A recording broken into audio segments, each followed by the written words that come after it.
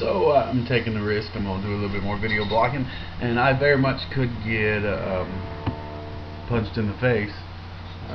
Some people see this. Hopefully, if they do, it'll make them think.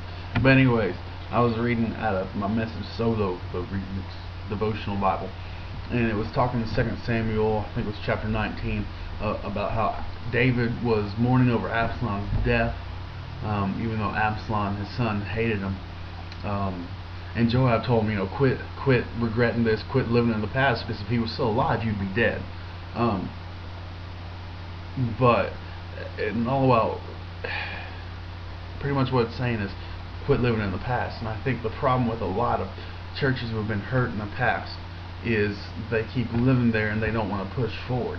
But the more we live in the past, the more it's going to pass us by, and we're not living to our full potential of what we could be, of seeing what God could really do in the lives of our church if we just get off our butts and live for the here and now of what He wants, and not in our past hurts and regrets as a church, or even personally in your life.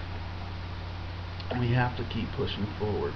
There's no reason to live in the past, because the past is exactly what it is. It's the past, and you can't do crap about it.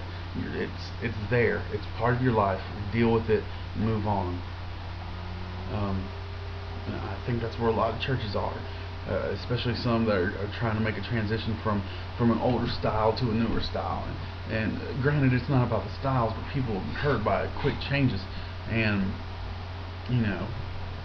we've got to get them over this, because the more they live in their hurt of the past, the more they're missing out on what God could really do through them and their church and the congregation. And yeah, that's about it. So hopefully, that's the only punch in the face I'll get is the one I just made. But we have to stop living in the past, because the more we live in the past, the more it's going to pass us by. And God's got so much more in store for us. So we have to quit regretting things, quit living in the past, and move on. Live for the here and now, what God wants us to do now, and not what we should have done then.